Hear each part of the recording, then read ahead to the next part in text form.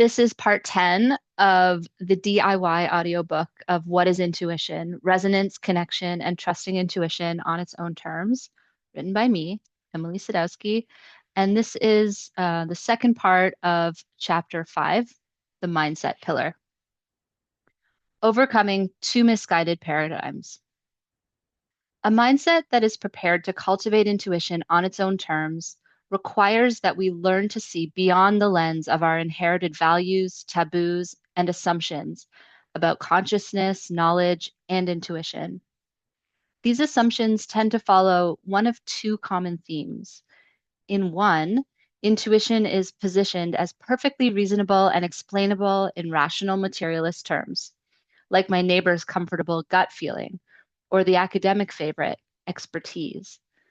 I call this misconception the problem of misunderstanding intuition as if it's rational or cognitive.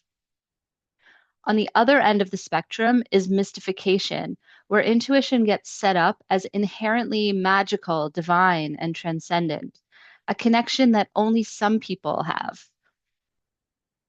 Mystification makes intuitive experiences inaccessible by creating unrealistic expectations of what intuition is supposed to look like and feel like. These two misguided paradigms each stem from beliefs or metaphysical choices that are embedded in differing cultural frameworks. For example, I've already referred to the wisdom traditions in the Hindu Buddhist lineages, where intuitive knowing is received as a matter of course. In the European lineage, we can trace our assumptions about knowledge through the Romantic era towards the end of the 18th century when folks were invested in and committed to experiences that were explicitly not rational, logical, or analytical. Poets like Blake and Wordsworth underscored the value of mystical, animist, and intuitive experience. Wordsworth described intuition as authentic tidings of invisible things, while Blake wrote, if the doors of perception were cleansed, everything would appear as it is, infinite. The Romantics glorified intuition for its direct access to knowledge. They were all for it. But after the Romantic period, in a kind of backlash, the modern Enlightenment era locked onto the idea that development, aka scientific progress, was the foremost value. Enlightenment thinkers like Locke and Descartes exemplified the decontextualization of this era, working to rid European philosophy of frameworks that evoked superstition and maligning the changeability of emotion as untrustworthy. Analysis and objectivity became the preferred acceptable way to understand our reality. Embodiment and connection with nature became a liability, thought to reflect inferior or primitive consciousness rather than being a relational, meaningful way of accessing knowledge. And of course, this movement rejected intuition as a way of knowing, equating it with unscientific, unproven ideas and ideals. In 2022, when I'm writing this, these two divergent approaches to knowledge production are still in play. One of these, the rational, intellectual, analytical mode, is familiar as the primary mode of European Enlightenment reasoning. It favors rational analysis and skews toward reductionism, a process of trying to understand complex systems by reducing them to their component parts. It focuses on objectively measurable factors and on data obtainable by the scientific method. Based in a belief that the world is essentially fixed, it presumes that when something is true, it is true universally and objectively. This framework abides by the assumption that knowledge is separate from the knower, so it looks for truth in external reality. The primary metaphor that informs this mode is the machine and its images and the workings of nature as essentially mechanical. The second approach, the holistic, intuitive depth mode, has been the primary way our species has made sense of the world for most of its history, and it's still dominant throughout the indigenous cultures. It perceives the wholes of things, valuing systems and complexity, recognizing that reality is situational, complex, and dynamic, and it doesn't require language or labeling for something to pass as known. This holistic intuitive mode recognizes that knowledge, and especially what we know through dreams and revelation, is not separable from the knower. So it includes both the knower and their lived context as integral aspects of an ongoing, unfolding relationship of knowledge production. This mode is more likely to see the world through a metaphor of flow. Think a garden or a dance, or through a quantum Akashic metaphor that recognizes multidimensionality and non-dual entanglement.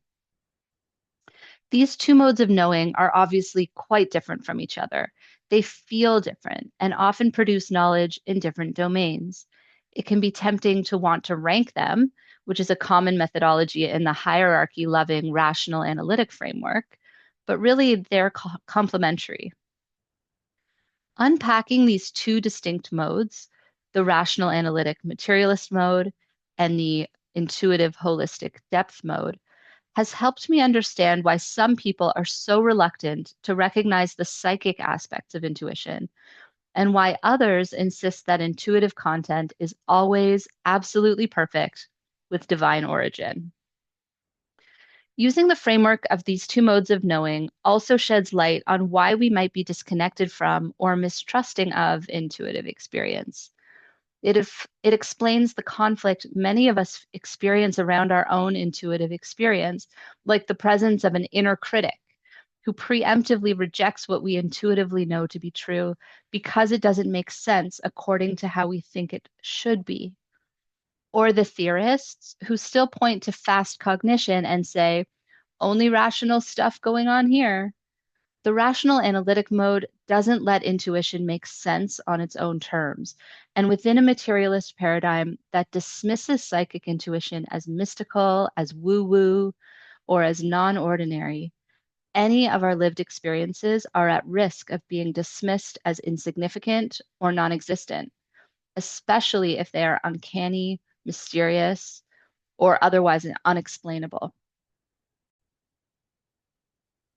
Misconception of intuition. Most of us raised and educated within a cognitive, analytically biased culture have internalized a superiority complex about rationality. As a result, we tend to feel judgy about the likelihood that the intuitive mode can provide reliable, useful knowledge. These beliefs operate behind the scenes, telling us that analysis is a more advanced way to process information, that it is better and more sophisticated, that it reflects advancement from the more primitive intuitive processing. This story we tell ourselves, our mindset about knowledge, makes it seem that not only are feelings not required in the act of knowing, but that feelings or any of the non-rational functions interfere with knowing. In this paradigm, only rational cognition can be counted as trustworthy. So instead of meeting psychic experience with curiosity, we demand proof of its very existence, let alone its accuracy. We dismiss its value, labeling it as illogical or irrational. The hegemony at work behind and underneath our knowledge systems make it seem like analysis is the best, and in some cases, the only respectable mode for understanding the world and our role in it. The modern rational culture is so invested in the scientific analytic paradigm that it doesn't recognize that analysis, science, and logic are only one way among others to produce knowledge. We tend to assume that what we can know through the rational analytic mode is all there is to know. And so misconception is one of the two mistakes or mischaracterizations that occur when we try to make sense of intuition according to a rational analytic mindset. To make intuition fit into a rational binary materialist framework requires that we exclude any versions of intuitive experience, psychic experience, empathic resonance, etc., that don't fit into that framework, and double down on the notion that intuition is reasonable, rational, and definitely not transpersonal. That's why intuition as expertise has become the go-to explanation for a lot of experts, including psychologists. It sits comfortably within a framework that centers cognition and that prefers a linear model of causation over a holistic, interconnected frame of reference. It doesn't take any work to make this explanation align squarely within a rational analytic lens. No stretch is required to understand how or what is happening. Intuition is simply a function of the brain, normal thinking that happens below the threshold of awareness. Limiting and constraining the idea of intuition to a definition that can be justified in rational terms is a mindset problem created by a dogmatic belief in the truth of a rational materialist science, also known as scientism. Let's take a brief dive into this important piece of mindset. The scientific method, which involves testing hypotheses against empirical evidence and refining knowledge through iterations of experiments, is based on empirical evidence, meaning it comes from sensory experience, and phenomena get interpreted within the consensual laws of nature. Following the scientific method and using the principles of objectivity and triangulation, we presume that something is true or real if I can see, touch, or feel it, and if another person can see, touch, or feel it again later under replicated circumstances. All good so far, but there's an important difference between science, the method of discovery that favors inquiry, experimentation, and critical awareness, and scientism, a set of beliefs about the nature of truth and a commitment to science that transcends method. As a belief system, scientism enlists science as the only respectable way to know something. It establishes a mindset where knowledge is only valid to the extent that it adheres to the scientific method, instead of treating the rational, intellectual, analytic mode as a useful tool among others. We have confused the tool of scientific method with the philosophy of scientism. Scientism adheres to a number of dogmas functioning almost like a religion. According to its tenets, science can tell us everything we need to know. Conversely, if something does not conform to scientific standards, well, we can't recognize it as true. Scientism reifies doubt, linear development, and materialism. It values what can be seen as opposed to what's unseen. It assumes that if we can't see or share what we feel we know, it can't possibly be real. For something to be considered true, the results must be triangulated. Knowledge must be measurable, achieved only through a formal, replicable methodology, and is only reliably procured through the practice of objective science, where an observer merely observes and does not, and indeed must not, interact with that which they are observing.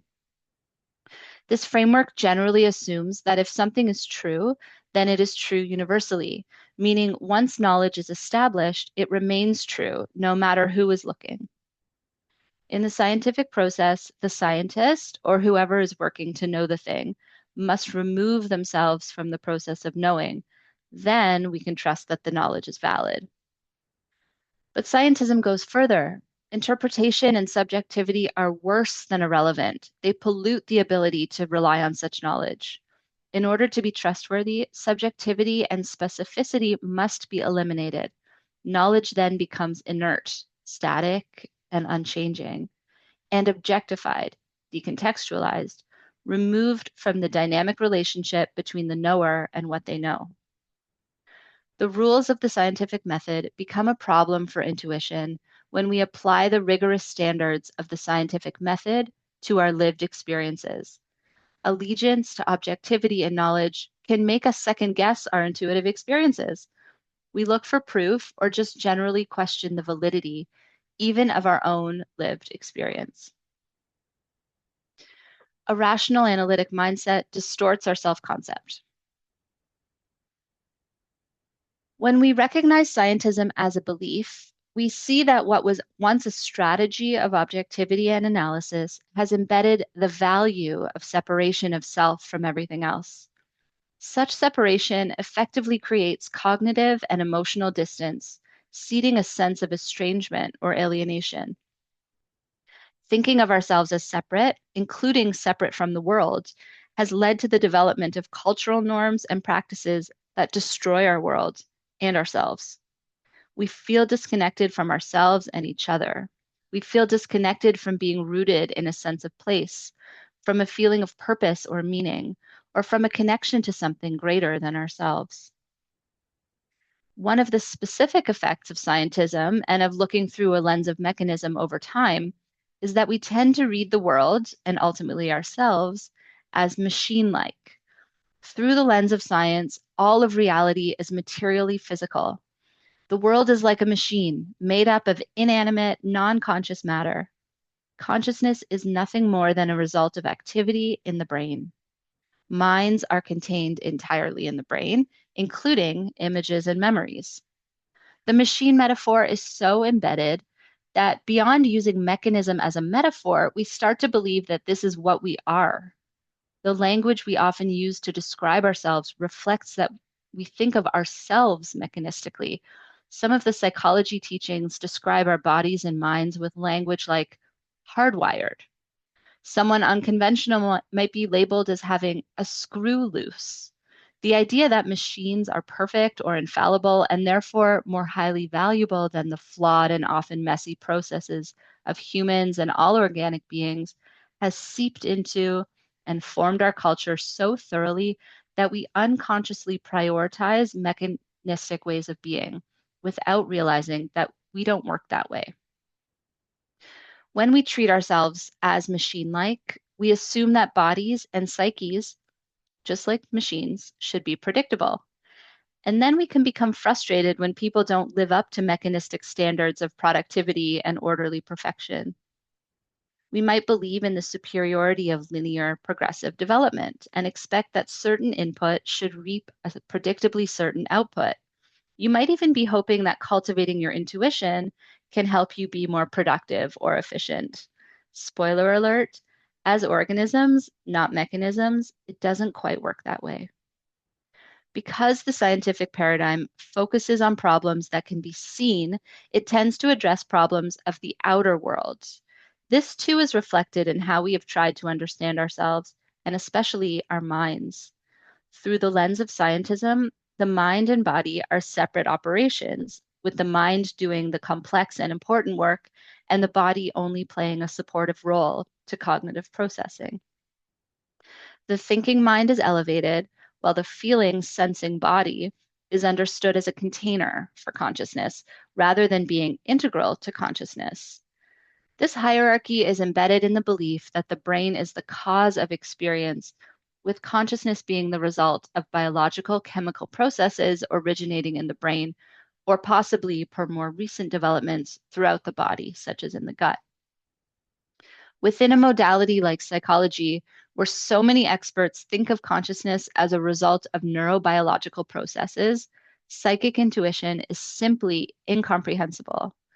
Analytic science makes it seem as if only waking ordinary consciousness is worth knowing about, while dream states, meditative states, and other non-ordinary states of consciousness are not. Instead, the psyche gets framed as a shadowy and untrustworthy terrain, and a gap in understanding intuitive experience remains because it is understudied. In these and other ways, the analytic mode denies a connected, holistic experience of living that extends to our relationships with energy, our bodies, and the unseen world of the transpersonal realm. It doubles down on an outlook that severs us from ourselves and our world, dismissing our lived experience in favor of authorized knowledge, a collective form of gaslighting. As a process for making sense of the world, analysis takes things apart to understand them, breaking things down into components. Its approach to knowledge is to name, measure, and delineate categories and boundaries that define this is not that. In many cases, we equate this analysis with knowing. There's an underlying belief that words or categories can accurately represent the underlying structure of our world. We point to a thing, name it, triangulate it, and think we know it. The reverse is true too. If we can't point to it, we think it's most likely made up.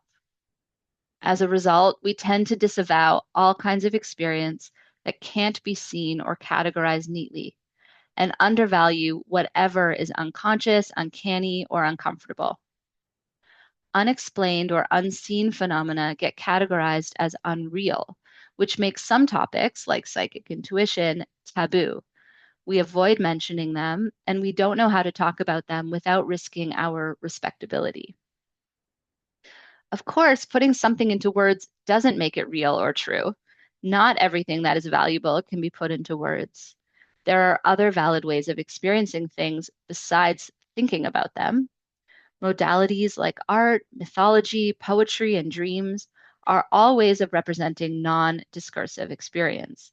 They can point to what is true, even if they don't make sense in the objective, analytical, rational standard of sense. As we saw in chapter 3, intuitive experiences abide by their own kind of sense, their own non-rational, non-discursive sense making. But since intuition often happens at a level of consciousness before cognition and before language, we often miss hints, hunches, impressions, and even feelings.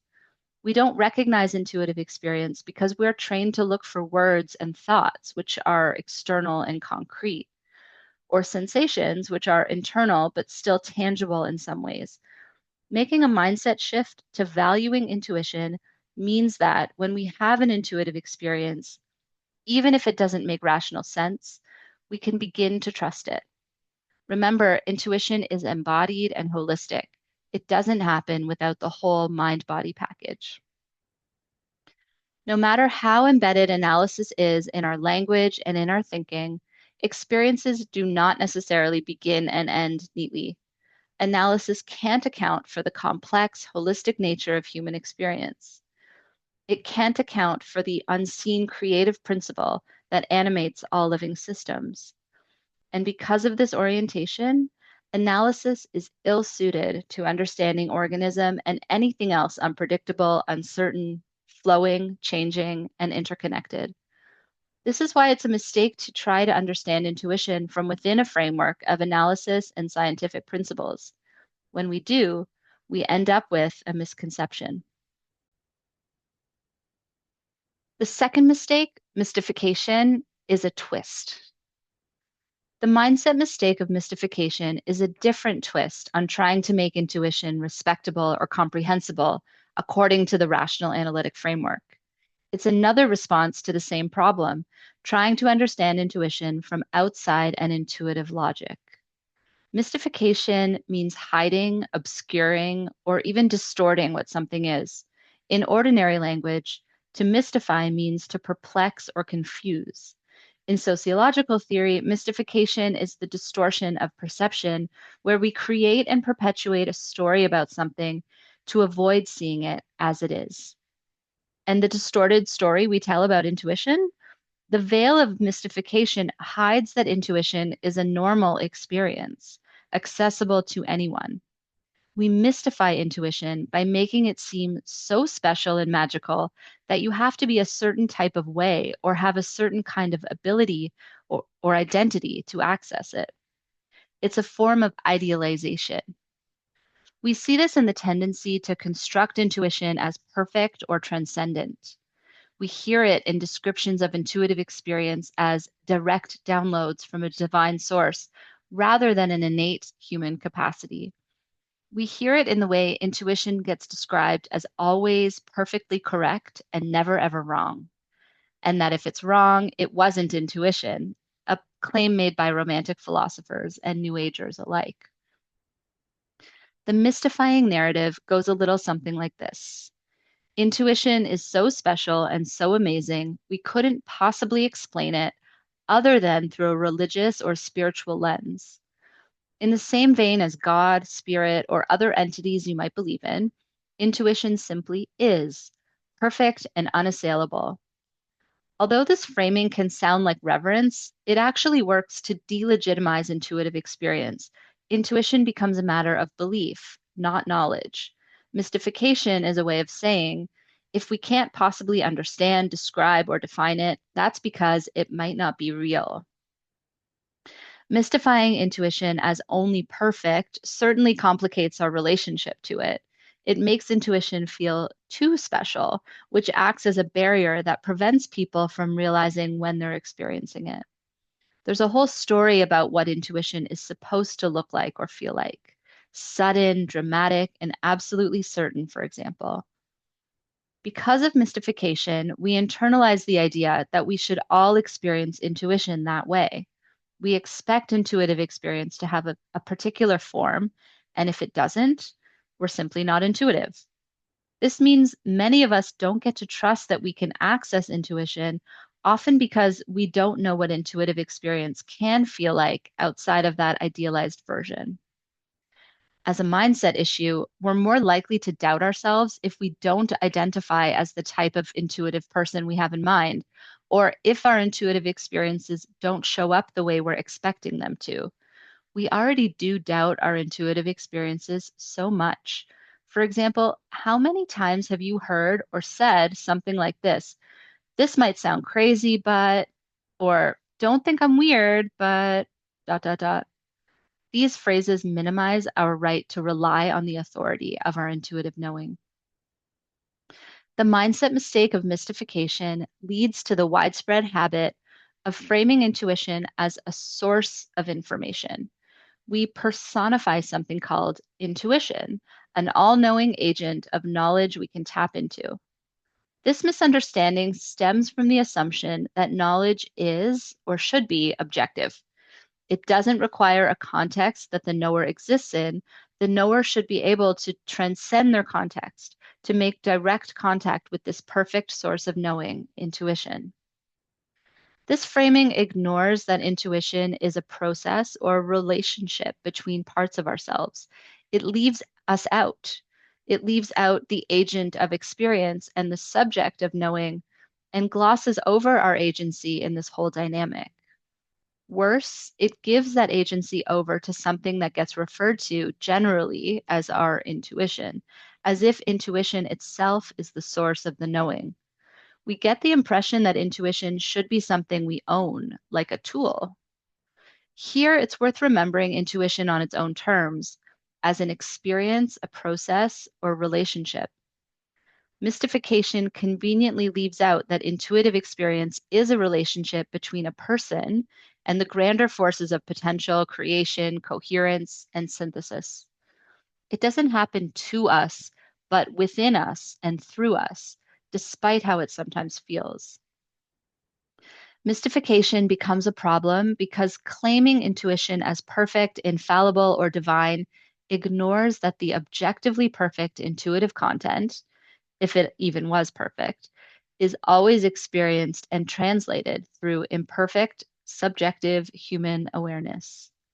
The content may arrive directly, but it still gets processed through the flawed human filters of emotions, thoughts, reasoning, and analysis. It can seem like intuitive experience is unattainable, leading us to ignore how intuition and analysis work together. Mystification leads us to believe that all intuition is extraordinary, when more accurately, intuition is a useful, normal, valuable part of human consciousness. The trouble with describing psychic intuition as extrasensory or extraordinary is that the emphasis on extra makes it seem like intuition is something we experience only if we're lucky, or in an emergency, or as something only those with a so-called gift can access. Making intuition extra magical is an expression of separation or alienation. It's a mindset that creates distance between us and intuitive experience. Now, intuition does point us towards some strange multidimensional phenomena that we don't always have language for. We often call it wacky or woo-woo as a placeholder. And after hundreds of years of parking the emotions, intuition, and the inner dimensions of consciousness with religion, we have a diminished capacity for knowing how to think, let alone talk about them. We also lack language for a concept of energetic flow and for the exchange of information in unseen realms. But as we know, just because something exists outside of the verbal realm does not mean it's not relevant to our mundane lives. Mystification has led to a lax understanding of what intuition is, what human consciousness is capable of, and even of what we are. To overcome this mindset issue, we likely need to more carefully consider what we believe and reckon with our mythic and symbolic structures and the metaphors we have available to us. Women's intuition, mystification, and power. Many of us still believe intuition is something that rightfully belongs to psychics, mystics, freaks, witches, and certain of our wacky woo friends, as if it's not an ability we all have a connection to. When intuition gets relegated to distinct specific groups, the woo aspects of intuitive experience become sort of tolerable, but only because it belongs to contained categories of people. It's like saying intuition happens, but it's not universal and it's definitely not normal, as if containing these experiences in a packet belonging to only one group of people makes its existence somehow more acceptable. Through mystification, we allow intuition to be mystical, but limit its expression, put in a box meant for those people, eccentric others. Intuition is for them over there, but not us. When we mystify intuition by thinking of it as a special ability that only some people have, that becomes an issue of power. It gatekeeps who is allowed to know, not only intuitive, but in generally, and who is prevented from claiming knowledge, as well as which ways of knowing are allowed and authorized, and which are dismissed as folklore or mere imagination. This aspect of mystification is a legacy of how, at a certain point in modern history, religions were given domain over everything spiritual. Inner knowing became reserved for mystics and miracles, supposedly inaccessible to everyday people, except for priests. The question of power and authority is complicated by a specific form of mystification, claims to women's or mother's intuition.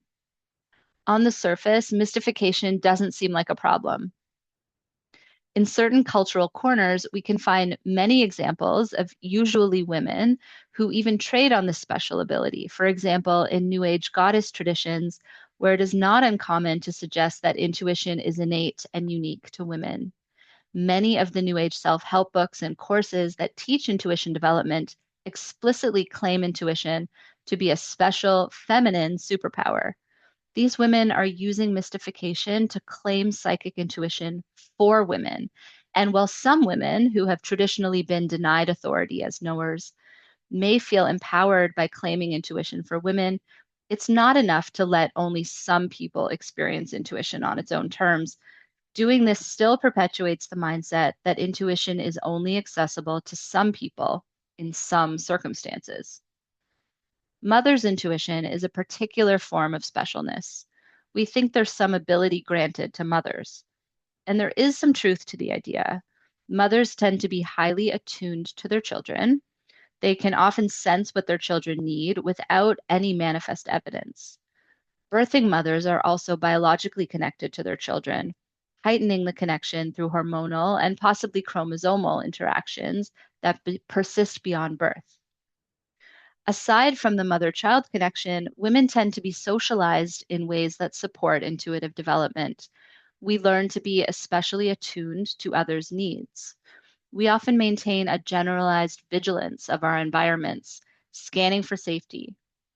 Generally, people who are raised to be girls and women are socialized to pay attention inward and to others, to be aware of their surroundings, to be empathic, and to register feelings in the body, all habits that might amplify intuitive experience. However, claiming that intuition is the special domain of women, or yes, even mothers, is problematic in its assumptions about gender. Linking intuition exclusively to women perpetuates an essentialized version of femininity. So even when it's positioned as a compliment or an elevation, within patriarchal culture, this claim relies on a binary that equates women with the body and emotions, and men with reasoning and the mind. Within this discourse, women's or mother's intuition is viewed as less significant or meaningful compared to the version of intuition that relies on fast thinking or even the more concrete gut feeling with its definitive sensory accompaniment. Somehow, gut feelings seem more trustworthy than the less tangible experiences of clairsentience, claircognizance, or just knowing, which are more commonly reported ways mother's intuition gets experienced. Sometimes a similar mystifying discourse about women's intuition is applied to children. We idealize children and their ability to be and know authentically. It's probably true that children are more intuitive than adults, likely because we all start out with a robust connection to the inner voice. But intuition is educated out of us in schools and socialized out of us by cultural norms. There are so many ways we are turned away from intuitive capacity by society. The requirement in school to show our work, telling children, oh, you're just imagining that, or idealizing reason and the thinking mind. Like we do with women, we simultaneously idealize and marginalize children too. Their access to special knowledge like intuition is only permissible because they don't hold any real power. Intuition doesn't need to be mystified in order to be special. Intuition is special, but it's not exclusive. It need not be reserved for mothers or professional psychics or that one person on your team at work who has a knack for getting the marketing strategy just right. It also doesn't only arise in special circumstances or extreme situations, although we might become more aware of it in those moments. On the contrary, intuition on its own terms can be a source of information about any aspect of experience. A summary of the metaphysical choice to prioritize analysis. By now, it should be clear why the intuitive mode has remained such a mystery to us. Its value has been mystified and misunderstood by a dominant culture that has upheld the rational, intellectual, analytic mode as the only way to know. Meanwhile, the intuitive mode is cloistered away, not to be spoken of except behind closed doors, and knowledge that isn't experienced as coming through the rational modes is easily dismissed. It has to be, since it has no place within the dominant analytic framework. But that framework is wildly outgrown. Intuition is not merely cognitive.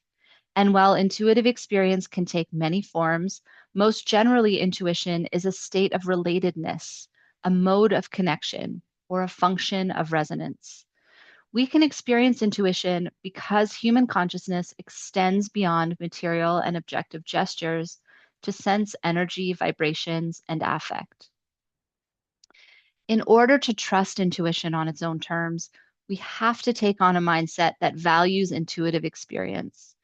This intentional cultivating is necessary because, as a consequence of the hegemony of the intellectual analytic paradigm, we have become alienated from our own intuitive experience.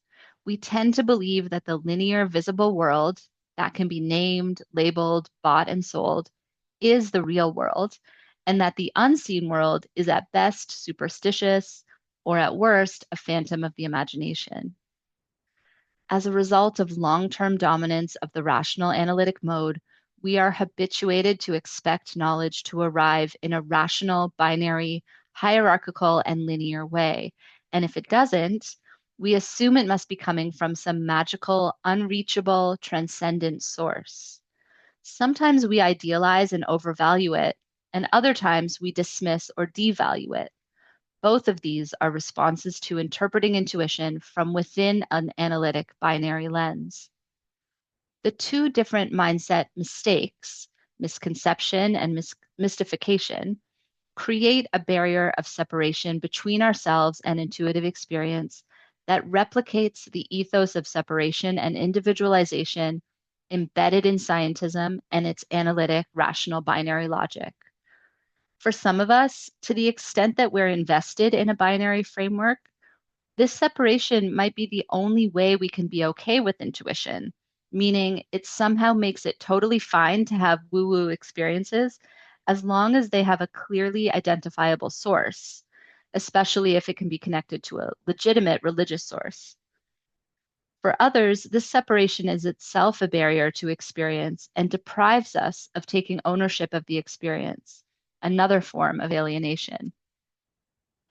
Resolving the problems of mystification and misunderstanding requires us to shift how we choose to relate to our lived experiences, especially those that are difficult or impossible to put into words or conceptualize as ideas. A belief in divine intervention or the angelic realm should not be required for conceptualizing intuition. The depth of relatedness and connectedness that psychic intuition reveals is profound enough without involving a godhead or angelic intervention. I want us to value these kinds of experiences for what they are: transpersonal, non discursive intelligence. With this desire, I'm aligning with many of the wisdom traditions that have turned inward for information, knowledge, and truth.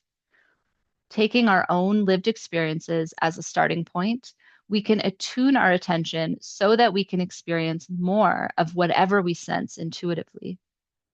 To make this shift in understanding and to start to value intuition as a mode of producing knowledge and try to understand intuition on its own terms, we need to expand our framework of reality. If psychic intuition can't make sense within the window we're looking out of, we need a bigger window. Or maybe we need a full renovation of our house of belief. Practices for mindset. How do we move from the mindset we learned growing up to a mindset that is more open, more willing to value other perspectives, more oriented to inner experiences? How do we move towards making metaphysical choices that align with intuition on its own terms? The practices that help us shift mindset include consuming media that introduce us to ideas that confront the binary analytic worldview. You're already well on your way by reading this book, asking these questions, being challenged on these issues, challenging your assumptions, and reckoning with what you think you're doing here and what all of this is. Shifting our perspective, learning through stories, taking a step back for a wider view or a step towards for a closer look. Considering alternative choices and constructions about the nature of reality. After all, what are beliefs but metaphysical choices we have made about how we understand the world? Discovering the beliefs we already have about intuition, interrogating whether those beliefs reflect our lived experience, and then doing what's necessary to update those beliefs as needed. Once you can recognize what you think intuition is, you can start shifting your mindset. It may help to remember that intuition is not a skill, it is a way, an approach of knowing and being. In other words, intuition is a way of inhabiting ourselves and our lives that starts from accepting intuition on its own terms, accommodating that this is the first step in cultivating our relationship with the intuitive self. Here's the thing. We have to intentionally practice an open, intuitive, receptive mindset. We have to practice curiosity and show up with a willingness to be uncertain, even if only for a moment. We have to be willing to entertain the idea that especially non-local and psychic intuitive experience is possible. When we're practicing the work of the mindset pillar, we can expect to kick off a recursive feedback process. Experiencing the holistic intuitive mode as real gives us reason to be receptive to energy and intuitive experience, and preparing our minds for these experiences makes them more likely to occur. Interrogating beliefs. Perhaps start here. What has challenged you about what you've read so far? Do you value reason and analysis over intuition and emotion? Are you invested in the special power of women to be more intuitive? Do you assign an external source to the intuitive experiences you have? What do you believe about consciousness, intuition, the nature of spirit? What's your relationship to the unseen dimensions? Answering these questions will require a fair bit of introspection. Framing intuition on its own terms as an experience rather than as a source or skill reminds us that the knower can't be taken out of the equation. We're needed in the dynamic to perceive and translate the intuitive content. We know that so many of us can't be trusted with this task, since our assumptions about the psychic realm, about consciousness, about our own abilities have already limited us. But it's also not sufficient to just say that intuition is also perfect, and therefore whatever I say, as long as I claim it as intuition, is right. This is tricky. We need to allow for complexity and the both and logic. For example, we can choose to wholeheartedly consider the belief that everything is energy and decide to recognize energy as the stuff of the subatomic universe, and also acknowledge that there is a solid material plane that we all live within. Even if the quantum reality means that a table is more energy than solid, we still experience it as solid. So the energy aspect is only partially relevant to everyday experience. We can keep the energy realm in mind and rely on it for perspective, but we can also still presume that when we set the table for dinner, the plates and silverware will stay where we place them. Overcoming misconception and mystification. It might seem strange that I want to point out the limitations of mystification. My own intuitive function was activated by a Reiki attunement, and I have an intimate relationship with energy and the unseen world. But getting on board with our beliefs is part of making intuition accessible. It's about affirming intuitive experiences that don't conform or correspond to the idealized version that many of us have internalized as the right way to be intuitive, clairvoyance, with guides, etc. It's hard to do this with an experience so internal and subjective. Sometimes it's so subtle we don't know if we're having it or not. Even where scientific and philosophic lineages can account for psychic experience to some extent, we still get uneasy around this stuff.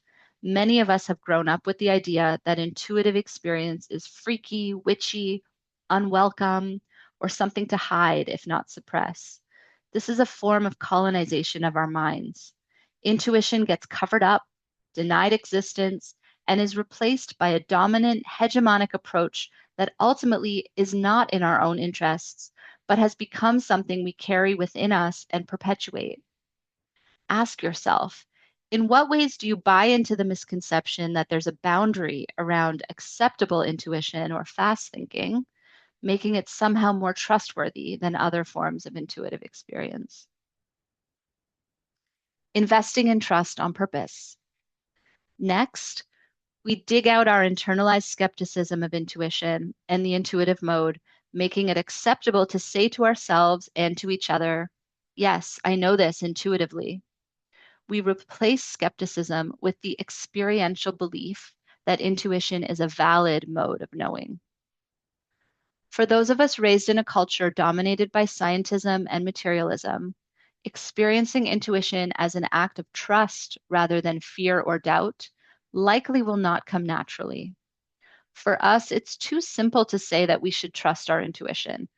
Before that trust can happen, we have to unlearn our internalized doubt. An overemphasis on doubt and skepticism leads us to distrust ourselves because we believe that it is more correct to doubt than to trust. Study after psychological study tell us why we shouldn't trust ourselves.